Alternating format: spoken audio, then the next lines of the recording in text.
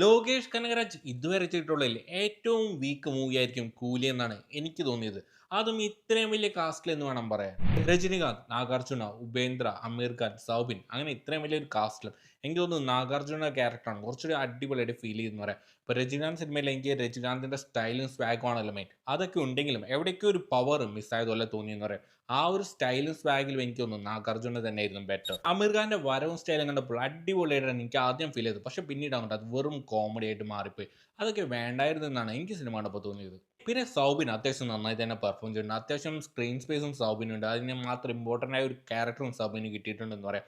പക്ഷെ അവിടെയും ഒരു പവർഫുൾ വില്ലൻ എന്നത് എവിടേക്കോ മിസ്സായതുപോലെ തോന്നിയെന്ന് പറയാം. ഇതിനൊക്കെ കാരണമായിട്ട് എനിക്ക് തോന്നുന്നത് സിനിമയുടെ കഥയാണ്. അത് പലപ്പോഴും വീക്കായിരുന്നു. ലോകേഷിന് അവിടെ പാളിപ്പോയതായിട്ടാണ് എനിക്ക് തോന്നിയത്. ഇമോഷണൽ കണക്ഷൻ ഒന്നും ഒരിടത്തും എനിക്ക് പ്രോപ്പറായിട്ട് കിട്ടുന്നുണ്ടായിരുന്നില്ല എന്ന് വേണം പറയാൻ. ഇങ്ങനെയൊക്കെ പറയുമ്പോൾ ഇതൊരു മോശം സിനിമയാണെന്നൊന്നും ഞാൻ പറഞ്ഞു വെക്കുന്നില്ല. എനിക്ക് അങ്ങനെ ഒരു അഭിപ്രായവുമില്ല. എന്നാലും ഒരു വലിയൊരു എക്സ്പെക്റ്റേഷൻ ഒന്നും ഇല്ലാതെയാണ് ഞാൻ പോയത്. പക്ഷേ എനിക്കൊരു ആവറേജ് എക്സ്പീരിയൻസ് മാത്രമാണ് സിനിമ സമ്മാനിച്ചത്. ഇതാണ് എൻ്റെ അഭിപ്രായം. നിങ്ങൾക്ക് ഈ അഭിപ്രായത്തോട് യോജിക്കുന്നുണ്ടെങ്കിലും ഇല്ലെങ്കിലും തീർച്ചയായിട്ടും കമന്റ് ചെയ്യണം. അപ്പോൾ അത്രേ ഉള്ളൂ. It's me Nithin on Mallu express.